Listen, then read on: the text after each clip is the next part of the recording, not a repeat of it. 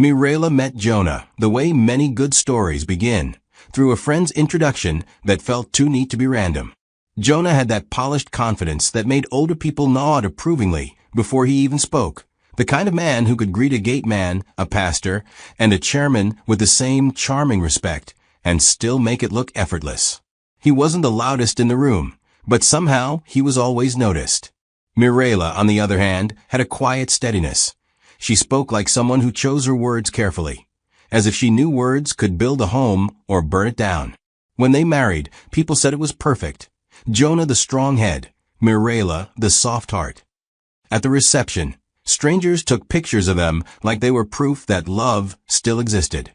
In the early months, their home felt like a small kingdom with simple rules. Jonah's jokes in the living room after work, Mirela's neat routines in the kitchen, and the soft rhythm of a life that looked stable from the outside. Jonah liked being admired, even in private. He enjoyed when visitors said, "Ah, Jonah, you're lucky." And he would smile like it was modesty, but his eyes would shine like it was salary day. Mirela noticed it and found it harmless at first. Everyone liked appreciation, right? Sometimes she teased him, calling him chairman of praise, and he would laugh, pull her closer, and say, "Let them talk. I worked hard to be this man." Yet even in the laughter, Mirela sensed a tiny warning. Jonah didn't only enjoy respect, he needed it. And the day respect turned into criticism, he reacted like someone had slapped his name. Lydia was part of the marriage before the rings even cooled. Mirela's aunt, her late mother's younger sister, had helped raise her, correct her, and comfort her. Lydia arrived with the authority of someone who believed she had earned a permanent seat in Mirela's life. She wasn't the wicked aunt people joked about in movies. She was careful, sweet-tongued, and always looked put together, even when coming to borrow something as small as salt. She could enter a house and instantly rearrange the air, complimenting the curtains, correcting a recipe, advising on how to keep a man. Jonah respected Lydia immediately, the way men respect women who speak like elders even when they're still young enough to wear bright lipstick confidently. Mirela felt grateful. She told herself, this is what family is for. She didn't know applause can hide cracks, and sometimes the people clapping the loudest are the ones counting the bricks. Lydia became a regular presence, like a familiar song you hear, so often you stop noticing how loud it is. She would arrive to check on you, but her checking had the detail of an inspection. "Mirela, your husband likes food hot," she would say, tasting soup like a judge. "Don't talk too much when men are tired," she would add, adjusting her wrapper with calm certainty. Mirela listened because Lydia had carried her through grief before, through her mother's burial, through school fees that came late, through nights when Mirela cried quietly so she wouldn't seem ungrateful. Lydia's voice had once been comfort. Now it sounded like instruction. Still, Mirela couldn't imagine questioning her. You don't accuse the person who helped raise you. You don't suspect the person your heart calls home. At first, Jonah treated Lydia like extended family. Polite greetings, respectful jokes, the occasional auntie, "You have come again, oh." But slowly, the politeness grew legs and started walking around the house with too much confidence. Jonah began to ask Lydia's opinion on things he used to discuss with Mirela: which furniture to buy, which cousin to help, how to respond to an elder's complaint. Lydia answered with ease, like she had been waiting for the invitation. Mirela found herself sitting in her own living room, watching her husband and aunt talk with the comfort of two people who shared something beyond conversation. It wasn't one big scandalous moment, no dramatic hugging, no obvious touching, just a pattern of closeness that formed like mold, quietly, patiently, and dangerously easy to ignore. Sometimes Mirela would walk in, and their voices would dip, not because they were guilty, Mirela told herself, but because they were discussing private family matters. She forced a small smile and asked if everyone was okay. Jonah would nod too quickly. Lydia would laugh too smoothly. The house began to feel crowded even when it was just 3 people. Mirela noticed small shifts that didn't have names. Jonah suddenly remembering Lydia's favorite drink. Lydia knowing Jonah's schedule before Mirela did. Jonah defending Lydia in conversations Mirela never started. If Mirela said, "Ani has been coming a lot lately," Jonah would reply, "Is she not your family?" But he said it with a sharpness that made the sentence feel like a slap wrapped in politeness. Mirela tried to laugh it off, telling herself she was being silly. She even scolded her own mind, as if suspicion was a sin. And yet, a strange discomfort settled in her chest like a stone that refused to move. The kind of stone that doesn't hurt loudly, just quietly changes how you breathe. The first time Mirela truly felt the shift, it happened in a moment that should have been ordinary. Jonah came home late, claiming traffic and work issues, but his shirt smelled like unfamiliar perfume, sweet, expensive, the kind that didn't belong to Mirela's simple body spray. She asked lightly, trying not to sound like an interrogator. "This perfume, who hugged you today?" Jonah's face hardened for half a second. Then he laughed, too loudly.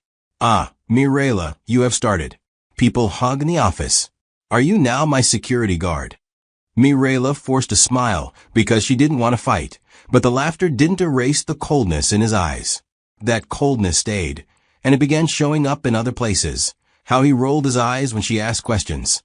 How he corrected her in front of Lydia. How he started acting like Mirela's feelings were an annoying expense he didn't budget for. Lydia, meanwhile, became strangely skilled at turning Mirela's concerns into jokes.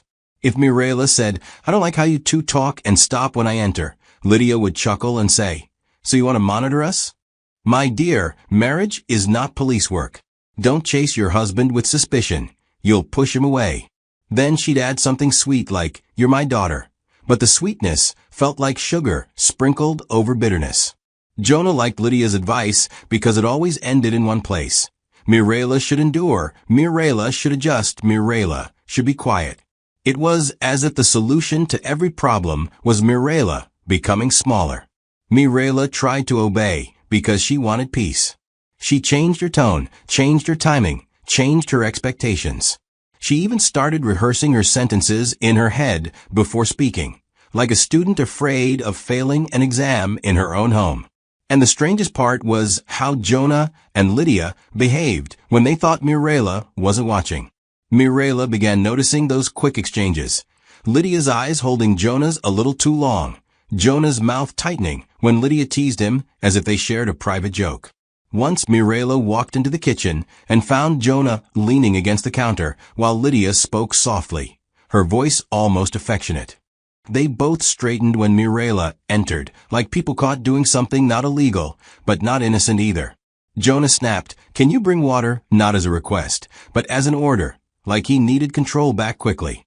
Mirela brought the water and smiled, and Lydia praised her, "See, a good wife." But Mirela's hands shook slightly as she placed the glass down. She didn't understand what was happening, only that something in her home had started shifting its weight away from her. The day the truth revealed itself did not arrive with shouting or chaos. It slipped into Mirela's life quietly, disguised as an ordinary moment that should have meant nothing. Jonah had stepped into the bathroom, leaving his phone behind on the living room cushion, face up, unlocked, something he rarely did. Mirela noticed it only because it vibrated twice in quick succession, lighting up the screen. She had no intention of touching it at first. It was Lydia's name that stopped her breath, bold and unmistakable. Her first thought was not suspicion, but confusion. Why is Auntie messaging him this late? She told herself there was probably a reasonable explanation. Some family concern she had not yet been told about. She stood there longer than she should have, staring at the screen as if it might explain itself. The message preview was short, almost harmless. "Did you get home safely?" Mirela felt foolish for the sudden tightness in her chest, but before she could turn away, another message appeared, and then another. None of the words were explicit, yet every line carried a familiarity that did not belong there. Gentle concern, private humor, confidence that suggested routine rather than coincidence. Mirela did not scroll. She did not dig. What she saw without effort was already enough to change everything. One sentence struck her like a silent blow. She suspects sometimes, but she always calms down. Her hands grew cold as realization settled slowly, heavily, like dust after a collapse. This was not an accident. This was not confusion. This was coordination. Two people she trusted had been discussing her, as though she were an inconvenience to manage, not a human being to respect. When Jonah returned, Mirela handed him the phone without drama, her voice unnaturally steady as she asked, "What is this?" Jonah glanced at the screen, and instead of panic or guilt, annoyance crossed his face, sharp and immediate. He took the phone from her and said, "So you're reading my messages now," as though that was the offense. When Mirela quietly mentioned Lydia's name, Jonah's jaw tightened, and his tone hardened. "Don't start what you can't finish," he warned, his voice low and threatening rather than apologetic. In that moment, Mirela understood something terrifying. Jonah did not feel caught. He felt challenged. And as she stood there, listening to the water still running in the bathroom behind him, Mirela realized her marriage had already ended in truth, even if it still existed on paper. The next morning, Mirela asked Jonah to sit down with her, choosing a time when the house was quiet and no witnesses could distort the truth later. She spoke calmly, deliberately, as though she were holding something fragile that could shatter if handled roughly. She told him she needed honesty, not excuses, not insults, not dismissive laughter. Jonah listened with an expression that did not soften. His posture relaxed in a way that felt almost insulting. When Mirela finally asked him directly about Lydia, he did not deny it.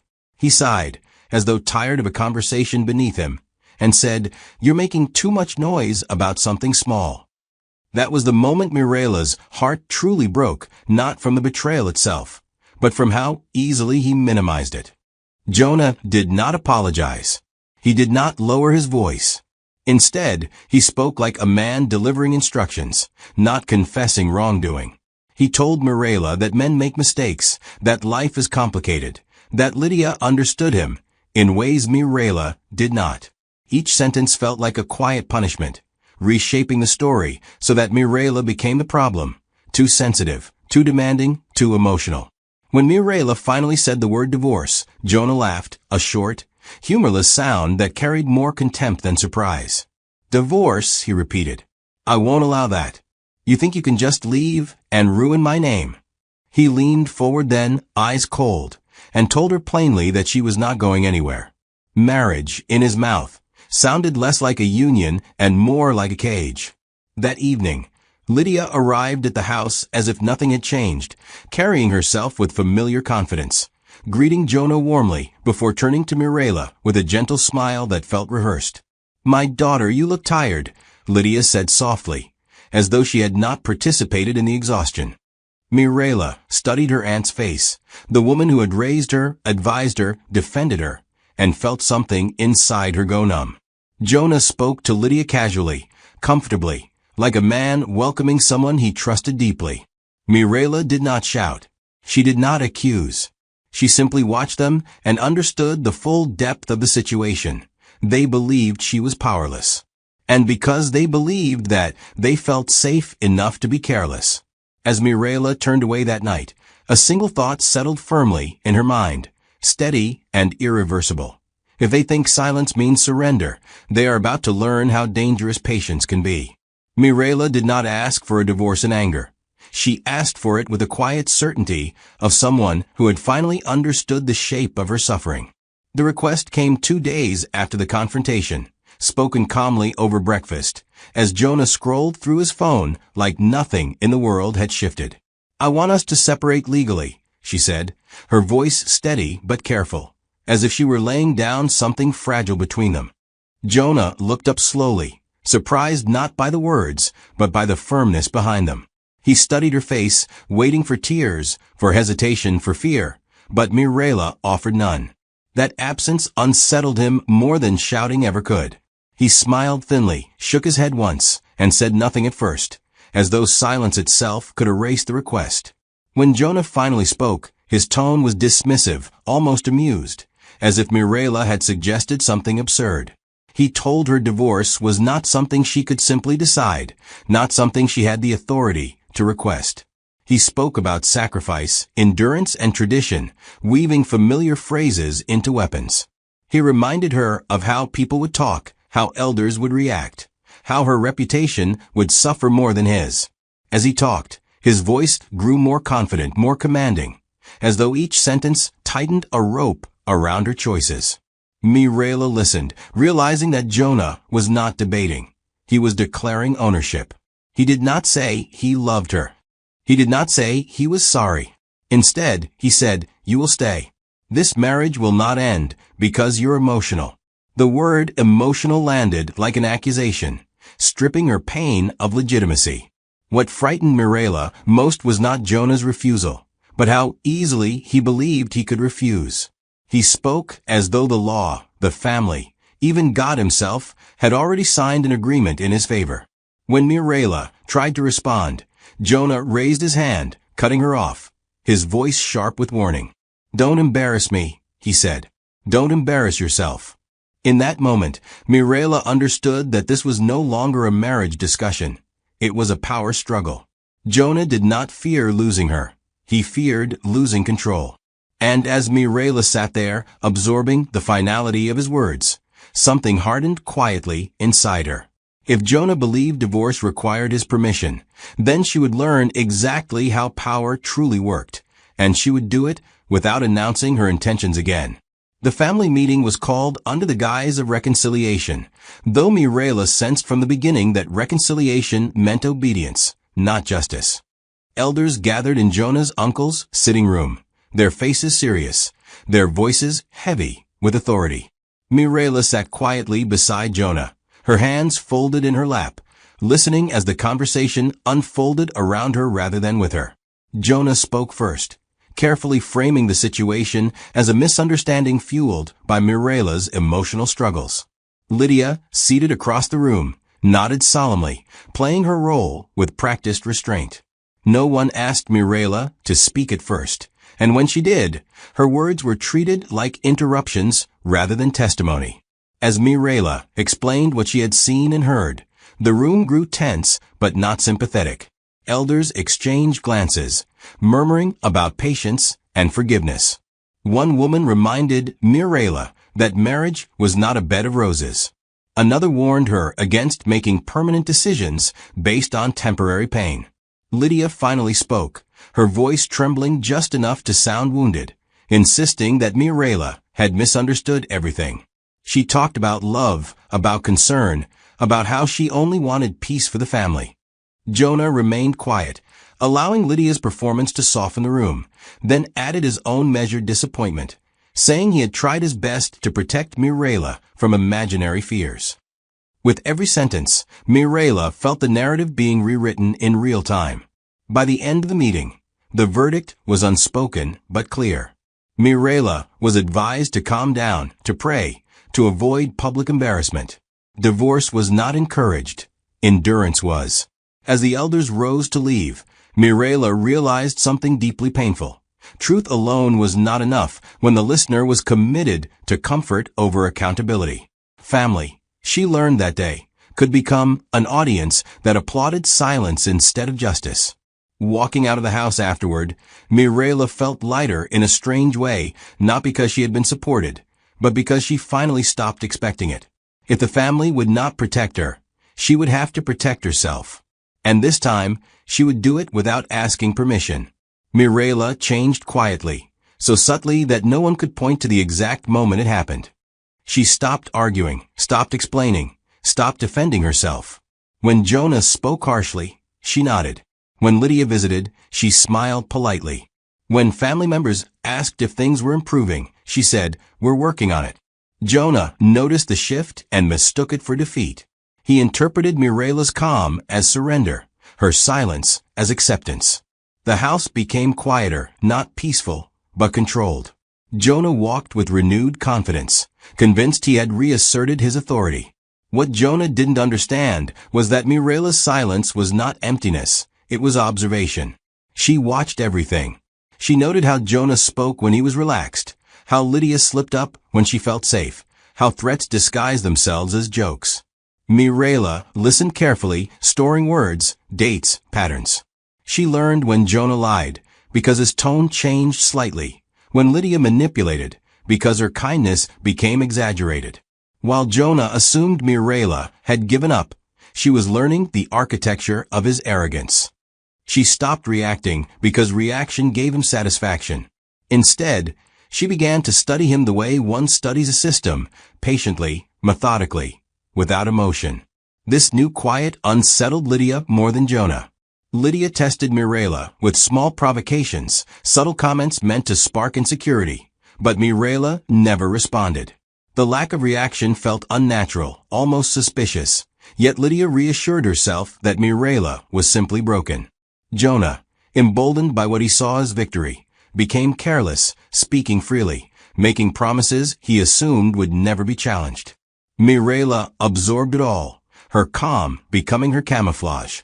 Silence, she discovered, was not weakness, it was the space where strategy was born. Behind closed doors and calm expressions, Mirela began rebuilding herself piece by piece. She reached out to an old friend she trusted completely, someone outside the family's influence, someone who understood systems better than emotions. Their conversations were careful, discreet, and focused on clarity rather than comfort. Mirela did not exaggerate her story. She documented it. Dates, messages, statements, witnesses, nothing dramatic, nothing emotional, just facts. Writing everything down gave her a strange sense of control, as though order itself was slowly returning to her life. Mirela also began educating herself quietly, reading laws Jonah assumed she would never understand, learning the implications of refusal, manipulation, and coercion. She realized that Jonah's confidence was built on ignorance. Hers, not his. The more she learned, the more she saw how fragile his position actually was. His power depended on silence, on social pressure, on the assumption that she would never challenge him formally. Mirela did not confront him with this knowledge. She kept it to herself, growing stronger in private while remaining compliant in public. Each night, Mirela slept more peacefully than she had in months. Not because the situation had improved, but because she finally had direction. She no longer fantasized about Jonah apologizing or Lydia confessing. Those fantasies had been replaced by plans, quiet, realistic plans rooted in patience. She understood now that justice would not arrive loudly. It would arrive carefully, and it would arrive prepared. Jonah's arrogance flourished in the absence of resistance. With Mirela no longer challenging him, he spoke freely, boasting about his authority, dismissing her intelligence, and occasionally reminding her that she had nowhere else to go. His words grew sharper, more careless, exposing truths he once said carefully. Mirela listened without reaction, her silence encouraging him to say more than he should. Each careless statement added another piece to the quiet structure she was building. Lydia, too, began to slip. She spoke with familiarity that crossed boundaries, made comments that revealed knowledge she shouldn't have had, laughed at jokes that referenced private moments. She grew bold, convinced Mirela was no longer a threat. Mirela noticed everything, filing it away without comment. The more comfortable Jonah and Lydia became, the more they exposed themselves, not through grand mistakes, but through repeated, consistent patterns of disrespect and overconfidence. By the end of that month, Mirela had gathered more than enough, not just evidence, but understanding. She knew how Jonah thought, how Lydia manipulated, how family pressure operated. Most importantly, she knew when to act. Jonah believed the storm had passed. Lydia believed she had won. Mirela knew the truth. The storm had not passed. It had simply gone quiet, gathering strength where no one thought to look. Mirela announced the gathering carefully, choosing her words with deliberate humility so they would not raise suspicion. She told Jonah she wanted peace, told family elders she wanted healing, and told Lydia she wanted to clear misunderstandings.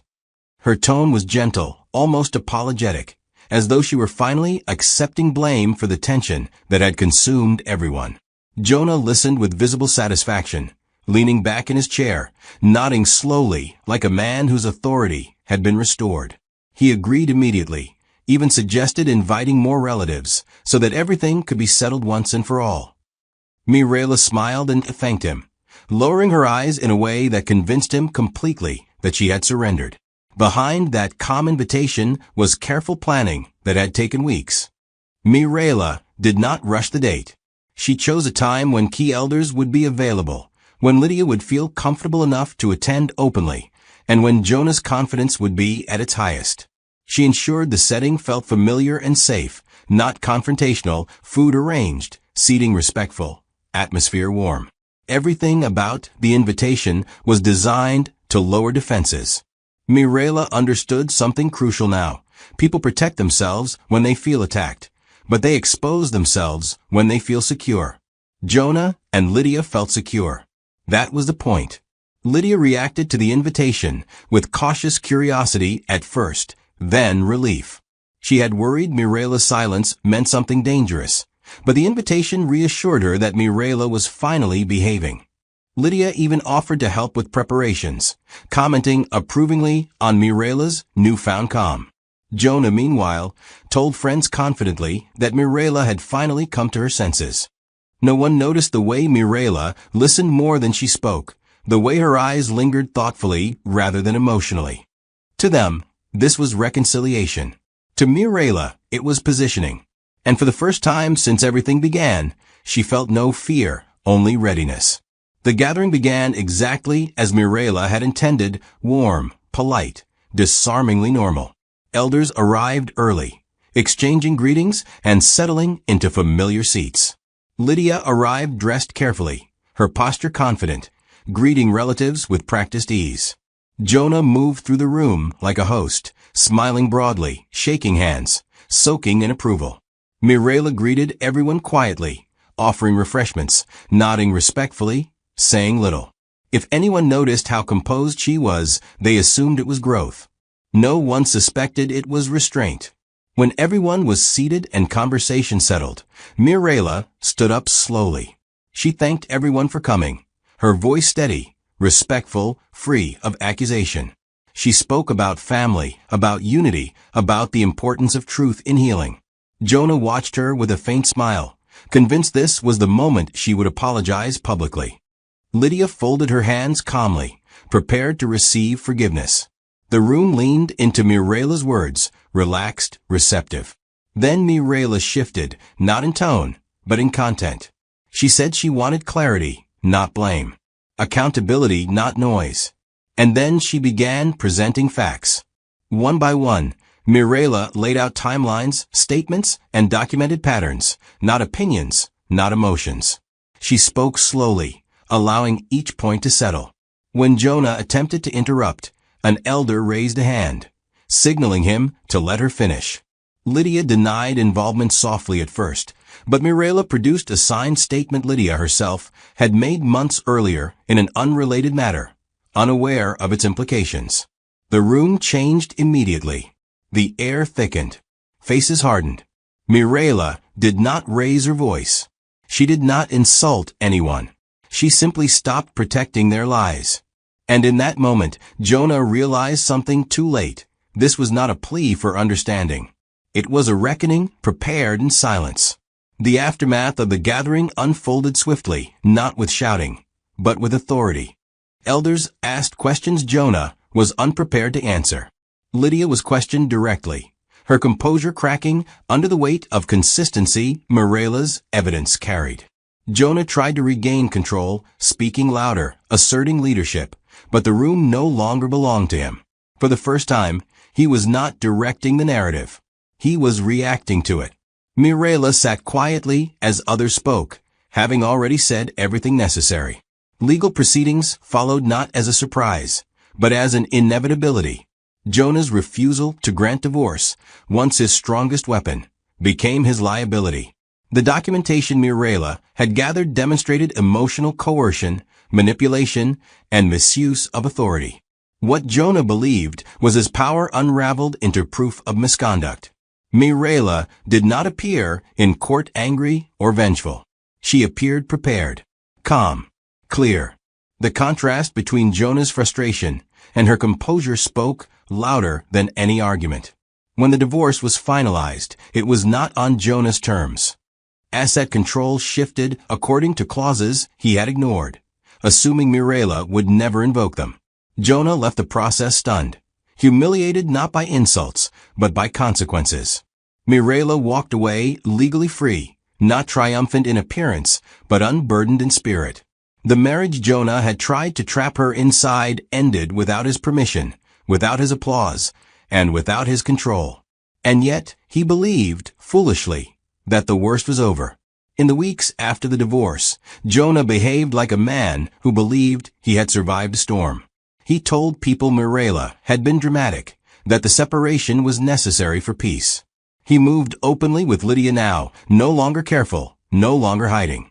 In his mind, the divorce marked the end of Mirela's relevance in his life.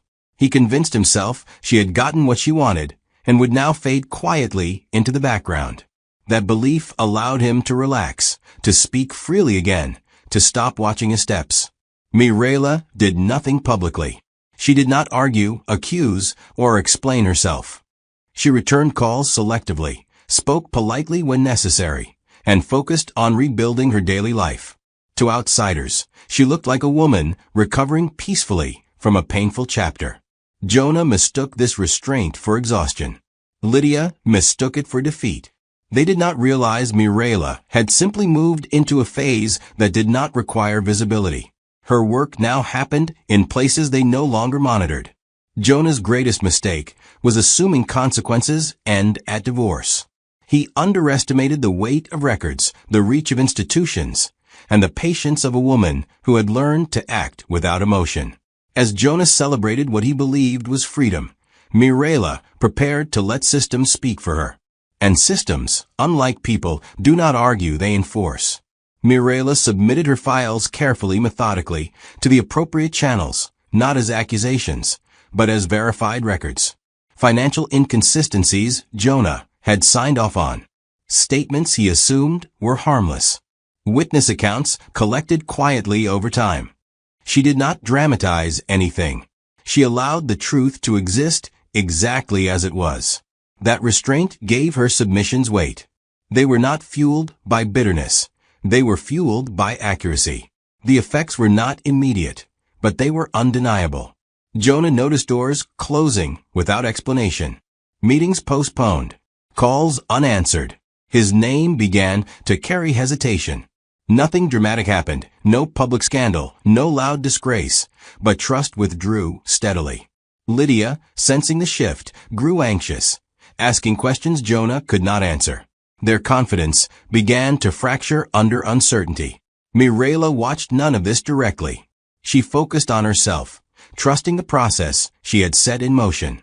By the time Jonah realized something was wrong, it was too late to trace the source back to Mirela without admitting his own wrongdoing. The system moved quietly, just as she had. And in that silence, Jonah learned the most painful lesson of all. Power does not belong to the loudest voice in a room, but to the one who understands when to speak and when to let truth do the damage alone. Jonah first noticed the shift in the smallest ways, the kinds of changes that are easy to dismiss until they begin to pile up. Phone calls that used to be returned within minutes now went unanswered for days. Meetings that were once informal suddenly required formal appointments, and even then, they were postponed without clear reasons.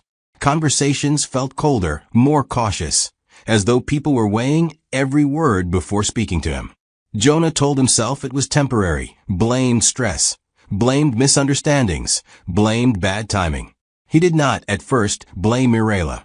In his mind, she was already defeated and irrelevant. As weeks passed, the pattern became impossible to ignore. Elders who once praised Jonah's leadership now avoided prolonged conversations with him. Business associates hesitated before committing to agreements, requesting additional documentation, additional assurances, additional time. Jonah felt like he was being quietly audited by the world, though no one accused him directly. That silence was the most unsettling part. No confrontation meant no defense. No argument meant no resolution. He began to realize that trust, once withdrawn, did not announce its departure. It simply left.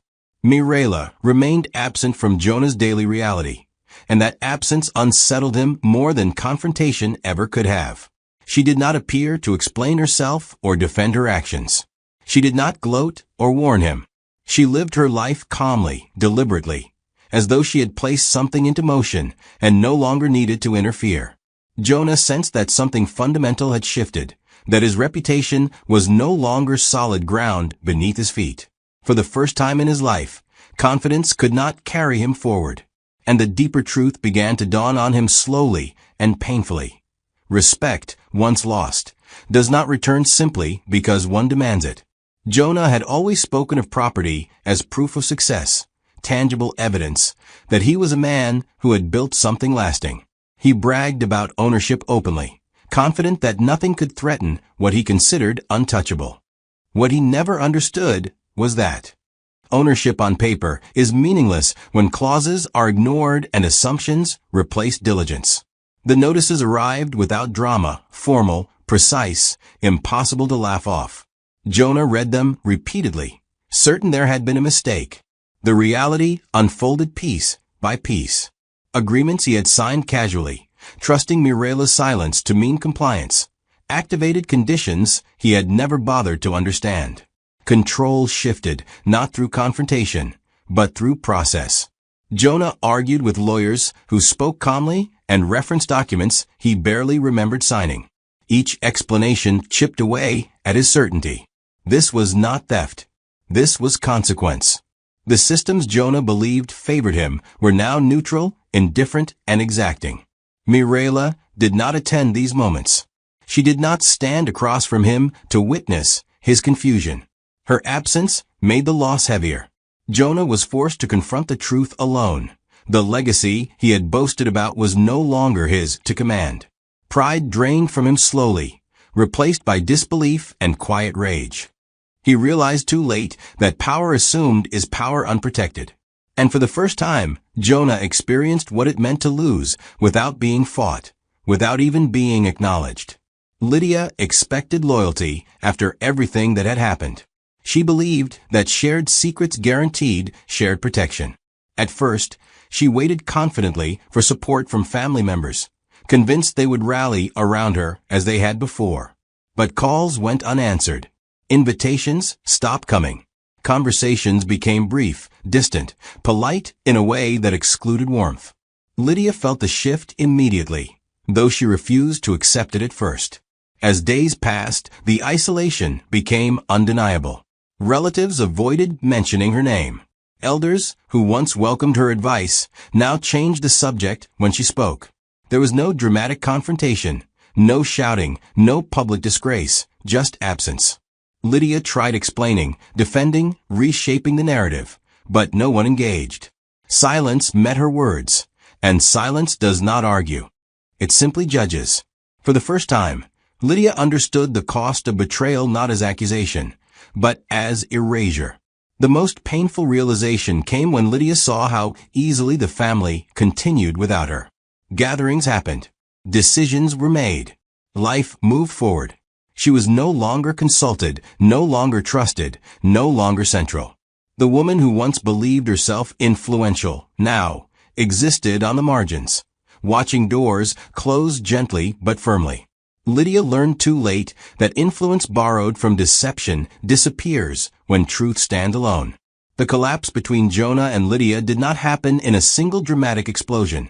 It happened in slow, bitter fragments that made each day heavier than the last. At first, they tried to pretend nothing had changed, clinging to the relationship as proof that at least something had survived the fallout. But the pressure Jonah carried followed him home, seeping into every conversation, every silence, every glance. He no longer spoke with confidence. He spoke with irritation. Lydia noticed it immediately. The way he snapped at small questions, the way his patience disappeared when she asked about meetings, money, or family reactions. What once felt like intimacy now felt like obligation, and Jonah began to resent Lydia for being a constant reminder of everything he had lost. As Jonah's isolation deepened, so did his bitterness, and Lydia slowly became the most convenient place to pour it. He accused her of carelessness, of being too visible, of not knowing when to stay quiet. Lydia, stunned by the sudden shift, defended herself at first, reminding him that he had made his own choices, that she had not forced him into anything. Their arguments grew longer, uglier, filled with accusations neither of them wanted to own. Jonah blamed Lydia for distracting him, for encouraging him, for being the weakness Mirela had exploited. Lydia, in turn, blamed Jonah for cowardice, for abandoning her the moment consequences appeared. Each argument stripped away another layer of illusion until they were no longer lovers clinging to rebellion, but two people staring at each other with mutual regret. Eventually, Jonah began pulling away openly, avoiding Lydia's calls, shortening conversations, distancing himself publicly. Lydia felt the betrayal twice over. Not only had she lost her niece and her family, but now she was being discarded by the man she had sacrificed everything for. The relationship that once thrived in secrecy could not survive exposure and shame. There was no loyalty left to protect it, no future to justify it. They did not end things cleanly. They simply deteriorated, poisoned by blame and disappointment. In the end, Jonah and Lydia punished each other far more thoroughly than Mirela ever could, proving that betrayal contains its own destruction when no one steps in to stop it. Mirela's life after everything did not transform overnight, and that was exactly what made it powerful. She rebuilt slowly, deliberately, choosing stability over spectacle and peace over validation. There were mornings she woke up unsure of herself, moments when the weight of what she had endured pressed against her chest. But those moments passed without dragging her backward. She created new routines, new boundaries, and new standards for how she allowed people to treat her. Friends noticed the change, not because she spoke about her pain, but because she carried herself differently. There was calm in her posture, confidence in her decisions, and a quiet authority in the way she no longer explained herself. What surprised many people was how little Mirela spoke about Jonah and Lydia. She did not correct rumors aggressively or seek sympathy. When asked directly, she answered briefly and truthfully, then moved on. That restraint reshaped the narrative far more effectively than anger ever could. People filled in the gaps themselves. They noticed how Mirela flourished without chaos, how her clarity attracted respect rather than pity. Meanwhile, Jonah watched from a distance, unable to reconcile the woman he had dismissed with the woman who now existed without him. Her composure became a mirror reflecting everything he had underestimated, and that realization haunted him more deeply than public disgrace ever could. Lydia lived with a different kind of ending, one marked by isolation and reflection. She carried the weight of knowing she had traded family for desire and lost both. Mirela did not celebrate their downfall, nor did she seek their forgiveness. She understood something fundamental now. Closure does not require permission from those who caused the wound. Walking away whole was not about winning. It was about reclaiming herself completely. And as Mirela continued forward unbothered and unburdened, the lesson became unavoidable for anyone watching. Silence, when guided by purpose, is not weakness, it is preparation. And preparation always outlasts arrogance. Please like and subscribe. Thank you for watching to the end.